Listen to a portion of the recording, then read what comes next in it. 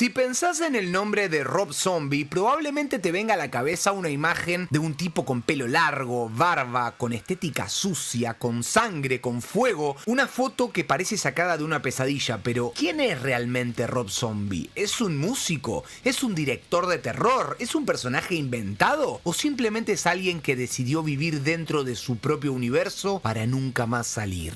Aprovechando que estamos en Halloween, les traigo el primer especial de este canal. Hoy vamos a meternos de lleno en la historia de un hombre que hizo del terror una forma de arte. Un tipo que convirtió la cultura trash, el metal y las películas clase B en su propio lenguaje visual. Esta es la historia de Rob Zombie y créanme que es más rara de lo que piensan. Robert Bartlett Cummings nació en 1965 en Massachusetts y su relación con la música empezó a los 12 años de edad cuando su padre le regaló su primera guitarra. Y ahora que lo nombro voy a aprovechar para hablar de su familia. Ellos trabajaban en un carnival, algo así como una feria ambulante, un parque de diversiones, una kermés o mejor dicho un circo, pero no cualquier circo, uno de esos llenos de rarezas con freak shows, humo y luces de neón gastadas, los típicos que vemos en las películas de terror. Rob creció entre monstruos falsos y gritos de la gente. De hecho, cuando él era pequeño y tenía que acompañar a sus padres al trabajo, aprovechaba los momentos para correr por todos lados asustando a la gente. Y este caos le terminó encantando. En paralelo, digamos que no le iba tan bien en el colegio. Él prefería quedarse hasta tarde mirando televisión para luego estar cansado y con sueño todo el día siguiente. A pesar de eso, Rob terminó graduándose de la secundaria porque se dio cuenta que esta era una buena excusa para acudir a las clases de arte, que era su rama favorita. Él iba al colegio,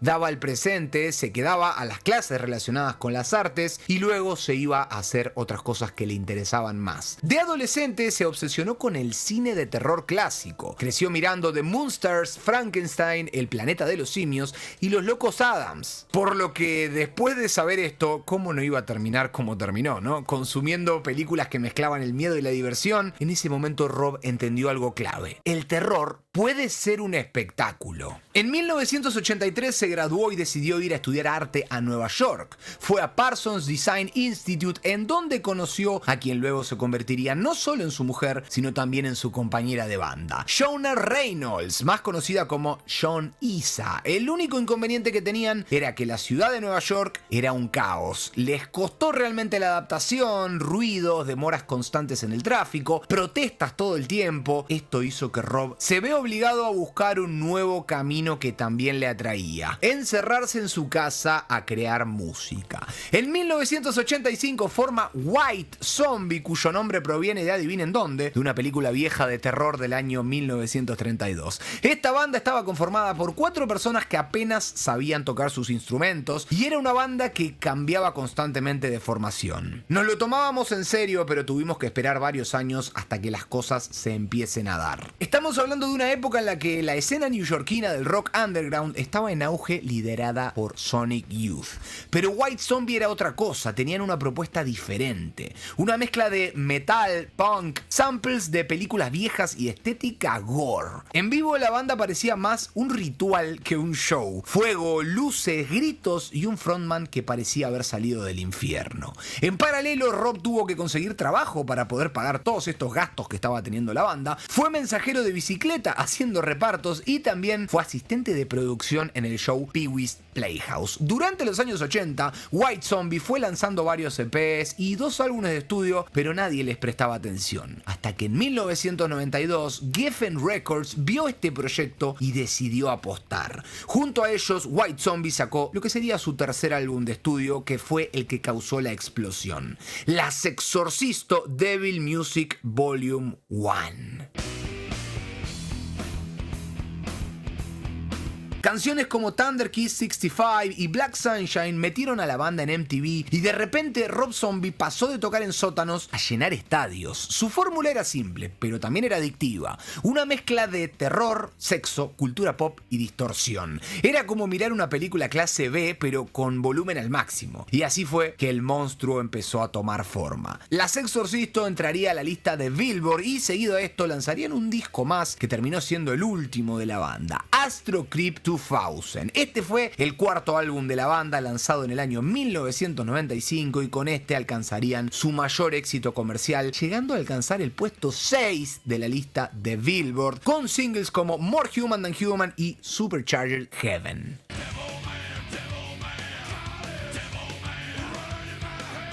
Además, algo importante, en este momento Rob se cambió legalmente su nombre a Rob Zombie y también volvía a involucrarse en el mundo del cine, pero no como espectador, sino que ahora dirigía los videoclips de la banda. Pero no todo era positivo, ya que en paralelo la relación de Rob con Sean se fue desgastando al punto que luego de 7 años decidieron disolver la pareja. Además, en 1998 Rob decide abandonar la banda, dejando White Zombie como un proyecto finalizado. Las bandas son raras, entras en una edad en la que crees que va a durar para siempre, pero al final somos todos adolescentes con la misma mentalidad. El éxito es algo que uno nunca espera y a todos nos afecta de manera diferente. No me culpo ni a mí ni a ningún integrante de la banda. Simplemente era mejor dejarlo antes que seguir sacando discos malos y manteniendo un proyecto que ya no funcionaba. Y cuando parecía que la carrera musical de este hombre había terminado, él va y decide apostar a su carrera musical como solista. Y gracias a esto, con el correr de los años, terminaría tocando el cielo con las manos. O el infierno con las manos. Su primer disco, Hellbilly Deluxe, fue lanzado en agosto de 1998 y fue un éxito inmediato. Temas como Drácula o Living Dead Girl se convirtieron en himnos del metal alternativo y el álbum terminó entrando en el top 5 del Billboard. Pero lo interesante es que incluso con la fama, Rob seguía siendo un misterio. Su imagen seguía siendo la de un hombre sucio, repleto de sangre, con ropa gastada, y casi nunca daba entrevistas largas. De hecho, cuando lo hacía, hablaban de todo menos de sí mismo. Era un tipo que había creado un personaje, había creado una imagen, que detrás de ella había un demonio del rock. Había un artista obsesivo, meticuloso, perfeccionista, con un control total sobre su estética. Nada en Rob Zombie es casualidad, ni la sangre, ni las letras, ni los monstruos.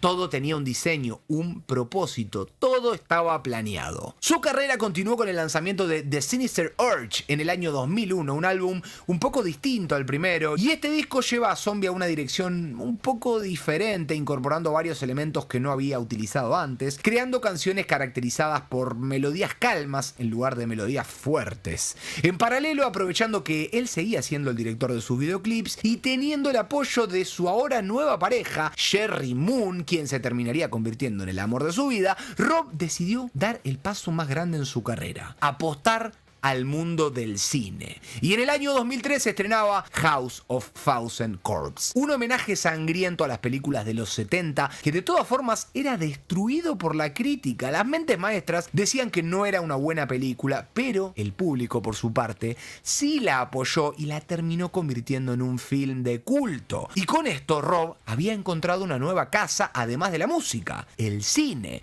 Por eso decidió apostar a más y crear una secuela para su cinta debut. The Devil's Reject sería lanzado en el año 2005 e increíblemente sería un film mucho mejor recibido que la primera. Mejores críticas, mejores puntuaciones y hasta alguna que otra nominación. Lo gracioso de esto es que esta segunda película fue creada antes que la primera y de todas maneras la crítica dijo que era mejor. The Devil's Reject era una secuela brutal, cruda y brillante, una carta de amor al cine grindhouse y al caos moral. Cuando a Rob Zombie se le preguntaba cuál era la diferencia entre la música y las películas, él era claro: el mercado del cine es mucho más complicado que el musical, porque se necesita mucho más dinero. Si querés llegar al máximo nivel, si querés conquistar todos los cines del mundo, necesitas millones de dólares. Hasta las películas más baratas pueden costar 10 o 15 millones de dólares. Por otro lado, si intentás buscar a alguien que te financie un álbum con 15 millones de dólares, te van a mandar a la mierda.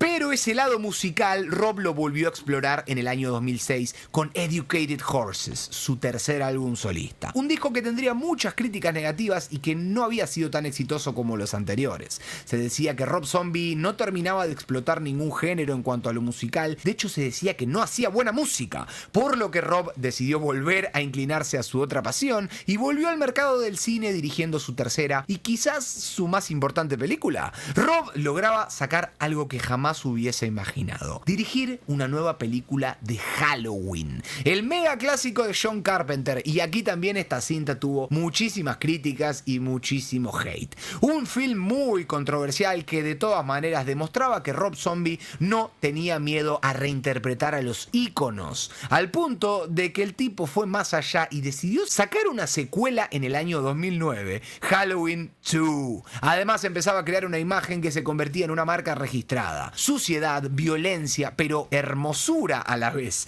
Quedaba claro que sus películas y su música no buscaban asustar, buscaban incomodar, y ahí es donde Rob Zombie destacaba. En el año 2009 se volvió a meter en el estudio para grabar Hellbilly Deluxe 2, que no salió bajo Geffen Records. En este caso Rob quiso avanzar y se unió a Roadrunner, pero a pesar de eso, este fue un disco con críticas mixtas, en el cual algunos amaron y otros odiaron. Yo, la verdad, tengo que decir que lo amo, es uno de mis discos favoritos de Rob Zombie, pero de todas maneras, el tipo ahí estaba, continuaba metiéndose en la música, seguía metiéndose en el top 10 de Billboard, así que tan malo no debe haber sido ese disco, ¿no? Este álbum fue presentado con una gira que sí fue un poco más exitosa que las anteriores, y como el tipo no se puede quedar quieto, durante esa gira fue creando su próximo trabajo cinematográfico, The Lords of Salem, una película que seguía teniendo críticas negativas, pero que también se terminaría convirtiendo en un film de culto. Luego volvería a explotar el lado musical lanzando Venomous Rat en 2013 bajo su propio sello musical, Zodiac Swan Records. También lanzaría The Electric Warlord, que vería la luz en el año 2006 y que estaría considerado por él mismo como su álbum más pesado. Y también lanzaría The Lunar Injection Kool-Aid Eclipse Conspiracy en 2021. En paralelo continuaría con su carrera de cine, sacando las películas 31, Three from Hell y La Familia Monster en 2022, lo que por el momento es su último largometraje.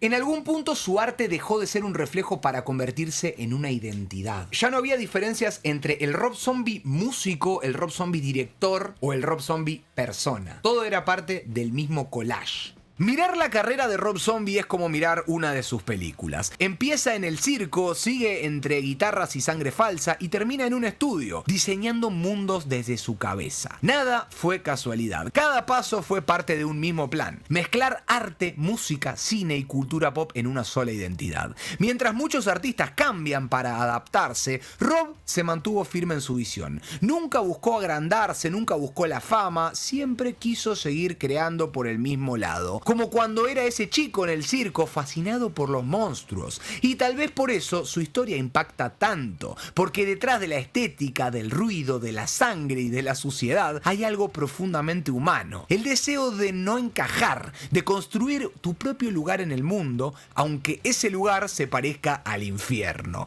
Rob Zombie no solo es un músico, Rob Zombie no solo es un director, es un símbolo de independencia creativa, un artista que tomó el terror, lo abrazó y lo convirtió en un espejo de sí mismo. Y al final del día, eso es lo que lo hace eterno. Rob Zombie no creó personajes, creó un universo y decidió vivir dentro de él.